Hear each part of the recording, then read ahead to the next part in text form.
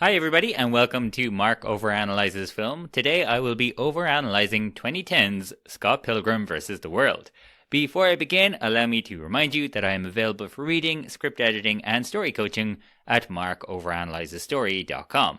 And also, if you do enjoy this podcast, please do share and or recommend it. It really would be a great help. Scott Pilgrim vs. the World is based on the series of Scott Pilgrim comic books written by Brian Lee O'Malley. It was directed by the only director who could have possibly made this movie, I think, Edgar Wright, and the screenplay was written by Edgar Wright and Michael Bacall. Now, before I get into my usual structural breakdown, this one's going to be a bit tricky, so there's something I really should note up top. Well, two things, really. One, I love this film, I love the genre, I love the music, I love the humor, the general sensibility, and in terms of individual scenes and overall style, it's incredible, it's really well made. But two, this film is deeply flawed, specifically in its story structure. This is a comedy, so it's, completely normal for Scott Pilgrim to begin our story as a kind of a terrible human being. But the problem is that because his character arc is pretty undefined, the film tells us but never really convinces us that he actually changes. So why is Scott's arc pretty undefined then? Well, helpfully for me, there's actually a deleted scene where Scott, returning from the dead, explains his journey to Wallace. Turn off the light! I can't believe I had to see that again. Again? Wallace, when my journey began, I was living in an ordinary world. Ramona skated through my dreams, and it was like a call to adventure, a call I considered refusing. But my mentor, that's you, told me if I want something bad enough, I have to fight for it. So I did. There were tests, allies, enemies. I approached a deep cave and went through a crazy ordeal, during which I totally seized the sword. Sadly, I died. Then I resurrected. Now I realize what I should have been fighting for all along. Now, if that sounds familiar, it's because it is a highly meta reference to the hero's journey as laid out by General Granddaddy of story structure, Joseph Campbell. And you can hear the stages of the story in it. But also, notice how passive that hero's journey is in its description. Ramona appeared in his world, and then Wallace told him what to do, and then eventually, in the third act of the film, he finally did it. So, keeping that in mind, first I'll look at the fundamental features of the protagonist, and then I'll go through the main story beats by looking at the sequences of the film. As I do that, I will be pointing out where these issues of passivity are really popping up. Finally, I'll talk about the main things I learned along the way in doing this. So, let's begin with the 5 questions about the protagonist. Question 1, whose story is it? Or basically, who is the protagonist? Scott Pilgrim is 22 years old, and he's awesome. At least that's what the film tells us, and the film is most likely a solipsistic representation of events through Scott's media-addled mind. He's also unemployed, crashing in his friend's apartment and bed, and attempting to date a high schooler. So, awesome. Question 2. What is his life dream? Life dream here refers to what it is that the protagonist wants or is aiming to do when the film begins and the story has yet to properly start. Now, this is an interesting one. What is it exactly that Scott wants or that he is chasing before he meets Ramona?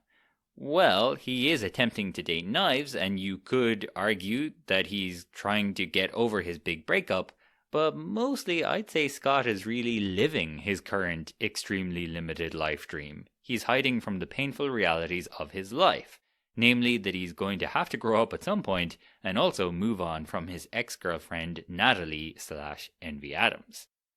Question 3. What is his want?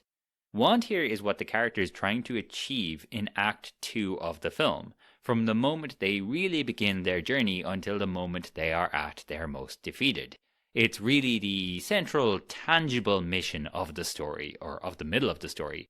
As such, it is a SMART goal in that it is specific, measurable, achievable, relevant, and time-bound. Now, you could probably make an argument for this being Sex Bob-omb trying to win the Toronto International Battle of the Bands competition, but really Scott is fairly disengaged from that for large chunks of our story.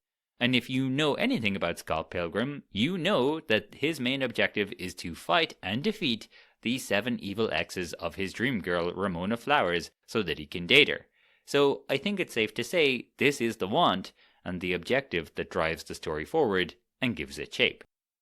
Question 4. What is his need? Need is the human quality or piece of wisdom that the character lacks at the beginning of the story.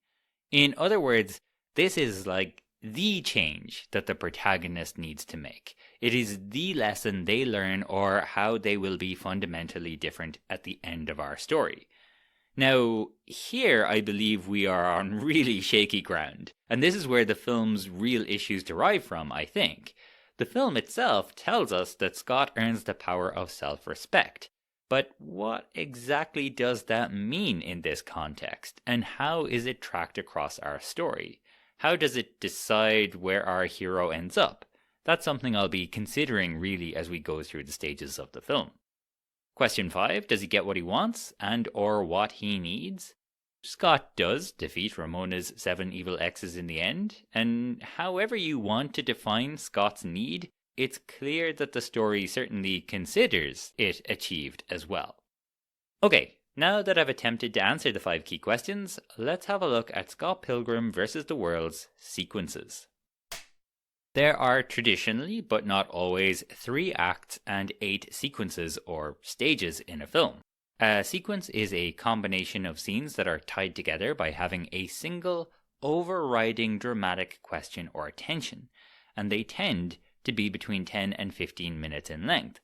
So, a good way to think about this is that every 10 to 15 minutes, the audience should be on some level asking themselves a different fundamental dramatic question. Now, Scott Pilgrim is very fast-paced, so while it does have these 8 story stages, let's say, I'd say it actually crams in about 11 sequences into them. Act 1 has our first 2 sequences, and the first one is always pretty much life as it is. And I think this first sequence is absolutely delightful. I love the fact that we start a comedy like this with just a bunch of 20-somethings hanging out in a kitchen chatting. But this sequence does 3 things incredibly well. First, in our very first scene, our protagonist is defined clearly for us by how he deals with a problem. Namely, Scott pretends his ex-girlfriend Kim's hostility is not a clear and present issue. He absent-mindedly dumps his new girlfriend's coat on the floor as soon as she gives it to him, and he immediately starts playing music over any conversation. In other words, he's completely self-involved and neither thinking about others nor dealing much with reality. The second thing this sequence does really well is that this is a big swing of a film, especially in terms of style, and it conveys that immediately. The third thing is something I really love to observe as a writer. Within 11 minutes here, we meet 8 important characters who are all completely distinct. Scott himself, the talent Stephen Stills, the drummer Kim Pine, young Neil, Knives Chow, Wallace, Scott's sister Stacy, and the most Aubrey Plaza role imaginable, Julie. I will never stop being impressed by films that can tell you immediately who 8 different characters are in one sequence, even when the likes of Stacy and Julie initially only have seconds on screen. The other thing to note here is that the film uses a clear device to introduce us to Scott and his world. When we first meet him, Scott is doing the rounds and informing people that he is dating a high schooler. And to be fair to him, we do see that when he talks to his sister, he does have at least some kind of self-awareness. But just as everything appears to be going nicely with Knives, Scott has a dream about feeling alone until a literal dream woman skates past him and wakes him up. Now everything with Knives feels different. The realities of the age gap are really sinking in, and then, in what the script calls sexalicious slow motion, we have our inciting incident, or the event without which our story as it is would not happen. Scott sees his dream woman in the flesh, realizes that she is real, and promptly becomes obsessed with finding out who she is. It's probably all that sexalicious slow motion. Libraries remind me of grade school. That must seem like a really long time ago. Yeah, let's talk about something else.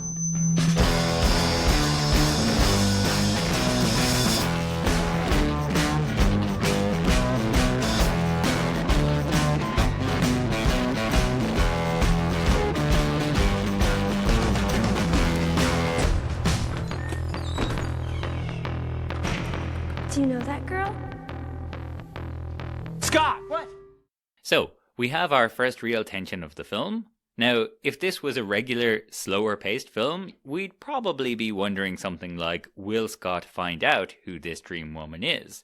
But this is Scott Pilgrim vs. the World, so the tension is at like 4x speed. And so we wonder, will Scott get to date his dream woman? Either way, we begin sequence 2.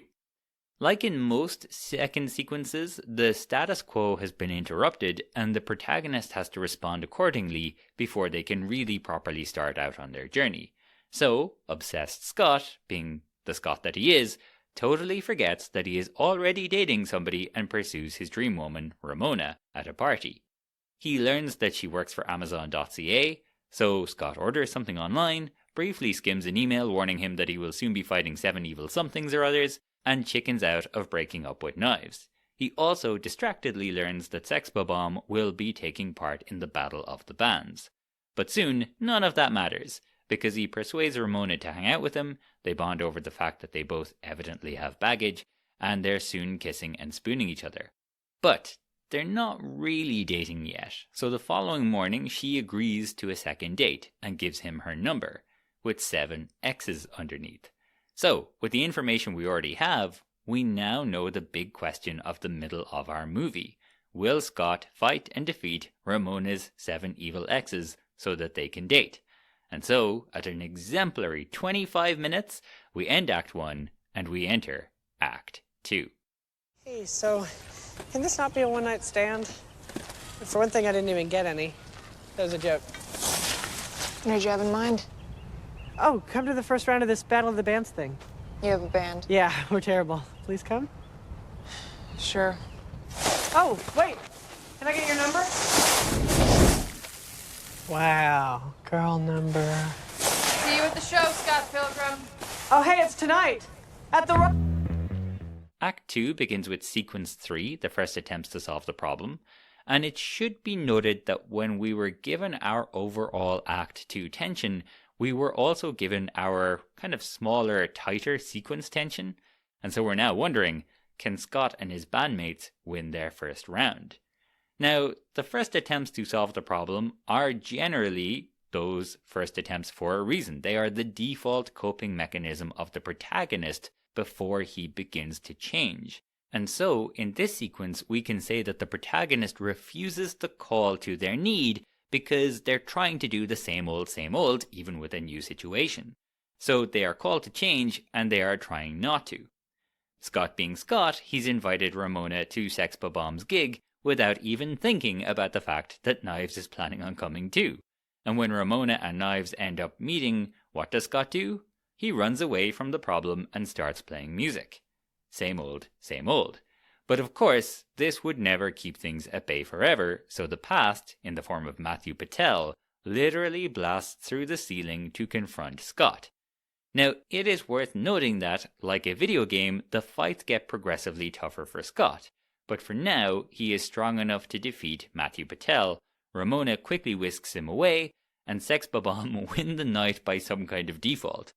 On the bus home, Ramona tells Scott that if they are to continue to date, he will have to defeat her 7 evil exes. And loved up Scott is more than happy to sign up without thinking too hard about it.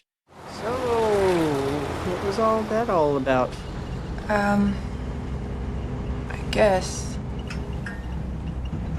If we're gonna date, you may have to defeat my 7 evil exes. You have 7 evil ex-boyfriends? 7 evil exes, yes. And I have to fight... Defeat your 7 evil exes if we're going to continue to date? Pretty much. So what you're saying right now is we are dating? I guess. So you might notice Scott has gone from running away to fighting head on.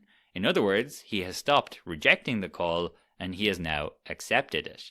Anyways, our sequence tension has been answered, Sex Bob-omb did win their first round, and Scott has answered the call, so at minute 36, we move into stage 4 of our story, which is sequences 4 and 5, the greater attempts to solve the problem.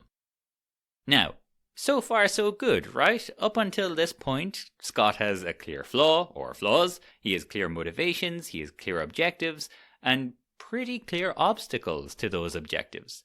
Also, his choices and decisions are driving the story forward. But this scene, the one on the bus, is where the first volume of the comic book ends. And the story of the film so far is pretty beat for beat with that first volume. It's from here on where the film and the comics increasingly diverge and where we really begin to see the problems gradually emerge. So, from this point on, notice how passive Scott is and how, beyond a strong but vague desire to date Ramona, his objectives and behaviors become pretty stagnant.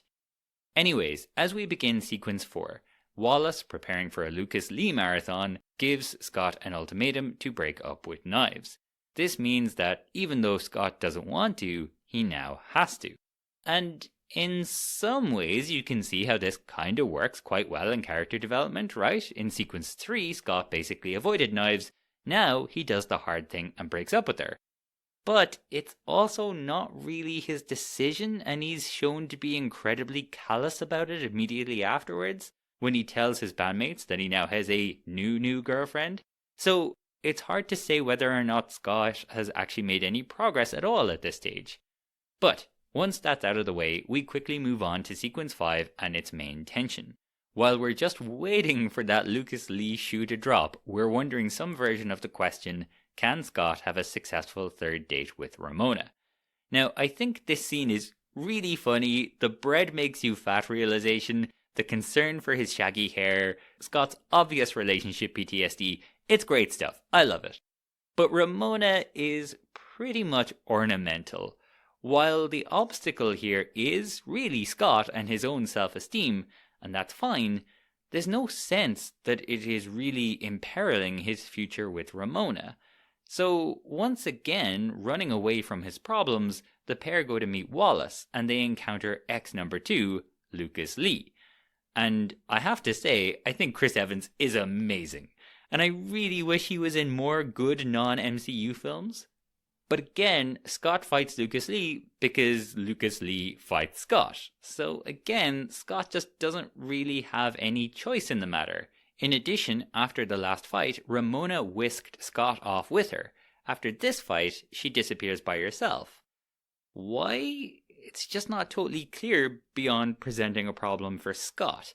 And this is especially becoming an issue because we have answered our sequence 5 tension, Scott's date was not successful, and that means at minute 51 of a 108-minute runtime, we now enter the film's all-important midpoint. Midpoints have a number of characteristics. Some people would regard it as the point of no return, right? And so it's at this point where Wallace reveals that Scott is going to have to move out. Okay, fine. It's also a moment where stakes are raised, so it's also at this point where Scott's ex, Envy Adams, calls and reveals that she's back in town. Great. But, to my mind, the most important aspect is that the midpoint of a film is where the protagonist makes their first conscious step towards their need. Put simply, they consciously take an active step towards the change that they need to make. And so here, Wallace tells Scott that he needs to fight for Ramona and tell her that he loves her. Step up your game, Scott. Break out the L word. Lesbian? The other L word. Lesbians? It's love, Scott. I wasn't trying to trick you. Hey, buddy, look. If she really is the girl of your dreams, then you have to let her know. You have to overcome any and all obstacles that lie in your path. You can do it. Be with her. It's your destiny. Plus, I need you to move out. What? Hang on, what? How is that Scott consciously taking a step towards his need? Well, it isn't. He is completely passive here. What's more, it doesn't even really make sense. They've been on 3 dates, so the love thing seems kind of awkward. But more importantly, Ramona left while Scott was literally fighting for her, and he has been calling her since, trying to speak to her. He's just being told to do the thing that he's already doing. That means that the story has become flat, and more importantly, so has Scott's character arc. Anyways, we've had our midpoint, and so Scott Pilgrim enters Stage 5, with Sequence 6, the honeymoon sequence. The honeymoon sequence is so called because, having taken this step towards their need, or the change that they need to make, the protagonist is generally rewarded in some way.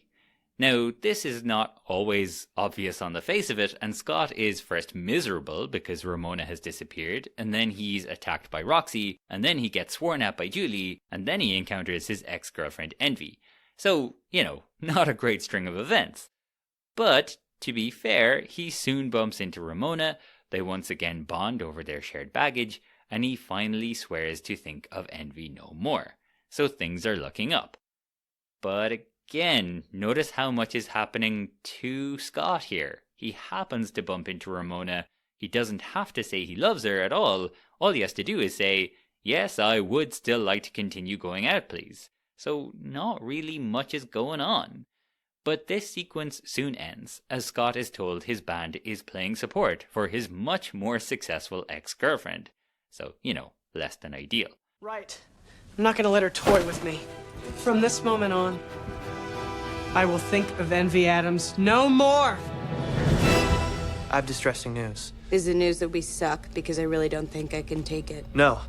Clash of Demon Head are doing a secret show tomorrow night, and Envy asked us to open for them. I hate you. A gig is a gig is a gig is a gig. Maybe you can put your history aside until we get through this thing, for the band. For the band. For the band. Can't we do our For the band? Things are taking a turn for the emotionally complicated, and so we wonder, can Scott survive his encounter with Envy and her new boyfriend Todd?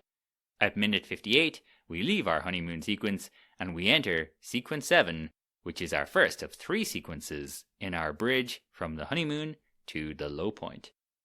And things sure do get complicated. Not only is Scott meeting Envy's new boyfriend Todd, but Envy's boyfriend Todd is meeting his ex Ramona's new boyfriend Scott, and Knives becomes aware of Scott's new girlfriend Ramona, and soon Scott will have to deal with the fact that Knives also has a new boyfriend, young Neil.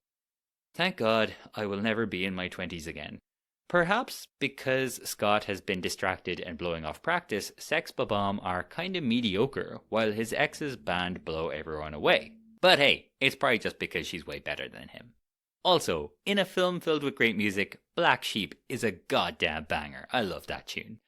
At that, Scott is invited backstage. Again, notice the passivity here, and it's time for him to face Todd, Evil X number 3. And even though he outsmarts him and answers the sequence tension by beating him in combat, the interaction has left Scott physically and emotionally drained. At that, we then enter Sequence 8 as we wonder, can this battered and bruised Scott be grown up enough to not lash out at Ramona?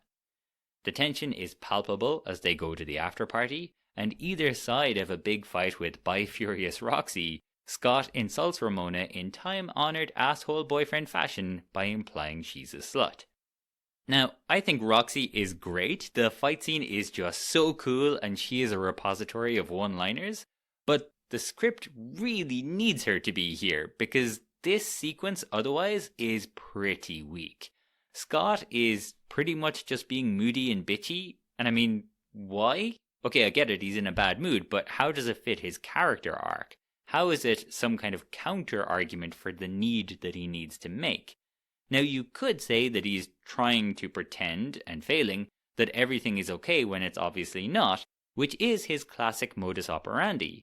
But again, Ramona is just kind of like an ornament here, just saying, I'm okay with whatever, until Scott has to drive her away pretty much. And how does any of this relate to fighting for love or struggling with self-respect? In the script, it suggests that Scott is embarrassed about this fight breaking out in front of everyone, and in the film, he says that he feels like they washed their sexy laundry in public. But, since when has Scott cared about shame? It really feels like he only cares now because, well, the story shape needs them to have a fight. Now you'll notice the pace is picking up here, so we quickly head into sequence 9, which is the last of our Act 2, and you might also notice here that Scott stops being so passive. And that's not that surprising. This actually happens in loads of scripts because, we're coming to the end of the middle, so we're really approaching the end, or the beginning of the end. So the story, and not just the plot, really starts progressing again. Oftentimes in a long second act, you just kind of have a plot moving along, but no real story. And that's really an issue here, I think. Anyways, we have a couple of tensions here. We wonder if Scott can win Ramona back after their fight, but also, in more tangible terms, Sex Bob-omb are going amp versus amp against Ramona's 5th and 6th exes, the Katiyanagi twins. Now, every ex has their number present in their scenes. For example, there are 2s all over the place in the sequence with Lucas Lee, and of course Todd wears a t-shirt with a big 3 on it. But here, Edgar Wright really outdoes himself. In the briefest of shots, and written in Japanese characters, evil exes 5 and 6 turn their amps up to 11, which is both a Spinal Tap reference and 5 and 6 combined. That is one hell of a throwaway joke. However, fueled by learning that Ramona is hanging out with douche-tastic Gideon G-Man Graves, Scott inspires Sex Bob-omb to victory. So, Scott has finally encountered Ramona's most recent and most evil ex, Gideon, and he just so happens to be the indie producer of the Millennium, G-Man Graves. As luck would have it, our twin plots have intertwined fully at the end of Act 2, which is really textbook story structure. But, as luck would not have it, Gideon has seemingly won Ramona back and he signs Sex Bob-ombs to a 3-album deal without Scott on board. So, Scott has lost everything, even though he finally manned up and tried to tell Ramona he was in love with her. Even though that didn't go so well. I want you to know I don't care about any of that stuff. Because I'm in lesbians with you. What? I really, really mean it. Oh, okay. It's your turn. What did you want to tell me? That we have to break up. What? It's Gideon. I just can't. I can't help myself around him. That's the bad news. As with so many low points, the protagonist no longer believes the counter-argument, but the argument seems impossible. Scott didn't run away from his problems, but there's no real way for him to fight for Ramona either. And so, at minute 87, with 21 minutes left to go, we end Act 2 and we enter Act 3. Act 3 has a false resolution and a true resolution. So Scott has a typical long night of the soul before coming home to walk in on Wallace having sex and to find out that he really needs to move out once he finishes his hot cocoa. Really seems like all is lost. But Lord of Douchetown, Gideon, can't leave well enough alone, and so Scott resolves to go take him down. Again, you can hear it, right? He's suddenly way more active again. And so we enter Scott Pilgrim vs. the World's true resolution. Scott's got beef, so he decides to fight Gideon for Ramona, and in doing so, he earns the power of love. Unfortunately, all of that naughty, undealt with past is still knocking around, so just as Ramona's exes have been trying to kill Scott, now Scott's ex, Knives, tries to kill Ramona. Distracted by trying to dodge the blame for all of this, Scott fails to dodge Gideon's blade. And all of a sudden, it looks like his game is over. I'm happy that Scott is more active again, and you can feel the energy rise in the film. But this is where things really go fully off the rails because of all that wonky story structure earlier on. In the comic book, this part makes way more sense, but I'll come back and talk about that in a few minutes. Here, Ramona appears in Scott's head, reveals that Gideon has a literal way into her head, and dispenses the wisdom that maybe she's not who Scott should have been fighting for. This turn of language is vague on purpose. In the script, it's completely clear that she is talking about Knives, because the original ending had Scott getting back together with the 17-year-old high schooler. Here, it's been edited after the fact to, I guess suggest she means Scott himself, but it definitely feels like a quick fix. Anyways, Scott uses his extra life, fights for himself now, takes responsibility directly for being shitty to Kim, Knives, and Ramona, and now, with everyone on side, they finally defeat Gideon and his horde of evil hipsters. It should be noted, though, that it really is Scott and Knives fighting together throughout this scene. The film really seems to be landing on these two as the pair that should be together. Outside, once Scott has befriended Nega-Scott, it appears that Scott and Knives might be actually back together, and so Ramona starts to walk away. But then, Knives tells Scott to go after her. So again, notice how all of a sudden Scott is really being super passive again, and this is at the moment where he should be making his biggest decision. And somebody else is basically telling him what decision to make. So Scott does go after Ramona, because that's what he's been told to do apparently. She immediately agrees to try again, and they walk through a door and into the future together. I'm too cool for you anyway.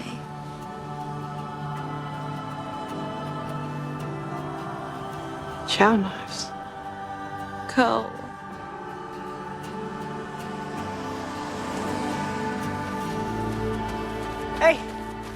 Hey, mind if I tag along? You want to come with me? Yeah, thought maybe we could try again.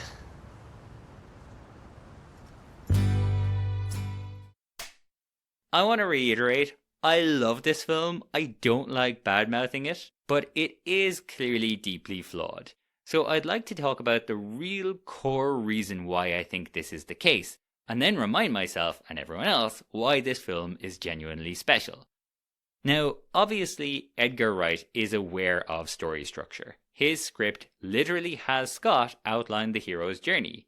But I especially find with a lot of directors who write, Rian Johnson, Greta Gerwig, Christopher Nolan, to just name a few, that they sometimes seem to have a kind of superficial understanding of how a story is shaped. As Robert McKee puts it in his book Story, I think they end up writing from the outside in, or they think about the surface or exteriority of the film and not enough about the internal journey of the protagonist. To put it simply, they don't invest the theme of the story into the arc of the character. So, often with these films, the protagonist can become passive and disappear into the story because the story is just kind of happening around them. Now, sometimes it's suggested that Scott Pilgrim would always be inherently flat as a story because of its video game-esque structure. But I just don't think that's true. I mean, there's no question that it could be less flat than it is. For one thing, you have to find a way to make Scott active at the midpoint. You just have to. That has to happen. For another, I think it would immediately help if you switched the Todd fight with the Roxy fight, and maybe get rid of one fight, I don't know. But anyways, Roxy doesn't feel like that much of an emotional threat for Scott, and the two lovers literally work hand in hand during the fight. So it really would make more sense if this happened kind of closer to the midpoint where things are generally going well. By contrast, Envy dumped Scott for Todd. He's a better bass player than Scott is, he literally looks like Superman, and he's vegan, so he's just better than most people. Much more threatening to Scott's sense of self-respect. But of course, the big thing is the ending. Now, if you read the hero's journey too literally, it is all about returning to the same place you were at the start, but with new knowledge. So again, it kind of makes sense that Edgar Wright would write a circular story where Scott begins and ends with dating Knives. But that was just never going to work. Did Scott really dump Knives and become obsessed with Ramona because he lacked self-respect? And then on his journey, he realized that he didn't need Ramona, he needed self-respect? I just don't see it, and I don't really see how you could do that with this story. By contrast, instead of going inside Scott's head, the end of Brian Lee O'Malley's comic series ends with Scott and Ramona fighting together inside Ramona's head to expel Gideon from there. And you can probably feel it, right? It just immediately makes emotional or thematic sense. It feels right. In a film where the protagonist is attacked by manifestations of his girlfriend's romantic baggage, this climactic action is expressive of the theme that you might have to fight to help your partner recover from previous bad relationships. But again, let me be clear, I love this movie. And while there's so much to admire here, what really inspires me every time I watch Scott Pilgrim vs. the World, and I don't know if any film inspires me as much as this one does, it is the quality, density, and just sheer imagination of the humor. Scott Pilgrim was made smack bang in the Judd Apatow/Seth Rogen era of comedy. All the films felt like guys walking around talking to each other, and they were, famous for the actors improvising on set. Fine, I really like lots of those movies. But it's so limited in what you can do if everything isn't planned and scripted in advance. You just can't compound and layer comedy in the same way. Curb Your Enthusiasm could never have had as many jokes as Arrested Development. But also, my favorite comedies are the ones where kinda hard to describe why it's funny. Because generally speaking, the jokes are so compounded and layered, and the story has taken you into another world or way of thinking, and you essentially need that context to explain why it's funny. You can't really describe the comedy of Scott Pilgrim. You can't really describe the comedy of how, after the gig, Julie's mouth is bleeped out in a callback and a payoff when she says, "Did I fucking stutter?" Or that the Universal logo and jingle appears in 8-bit. Or that Scott has a P-bar when he goes to the bathroom, or that an 8-year-old girl drummer gives Kim a death stare, or the fact that Como is saying a different yet equally hipstery line of dialogue when Scott powers past him for the second time, entering the Chaos Theater for the final fight, or the fact that so much of this film just looks like it came straight out of a comic. This is conceptual, really cinematic, audio-visual comedy. It's not just using dialogue, basic cutaway editing, or the worst lazy soundtracking to convey humor and energy. And you can't get comedy this compounded or layered or evocative with just those tools. Comedies allow you to go big with your protagonist and your film. And films should pretty much always be an extension of the mind of their protagonist. If you think about Bringing Up Baby, or The Apartment, Airplane, When Harry Met Sally, Wayne's World, Zoolander, Anchorman, all of those comedies look totally different from each other.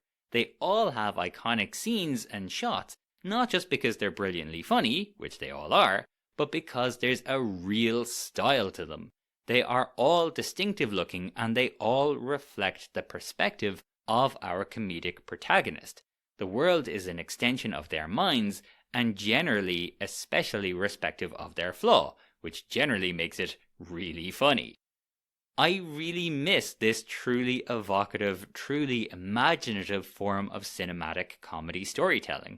I think it's probably why, despite its flaws, and also despite not being so dense or layered, Barbie still felt so refreshing when I saw it in the cinema.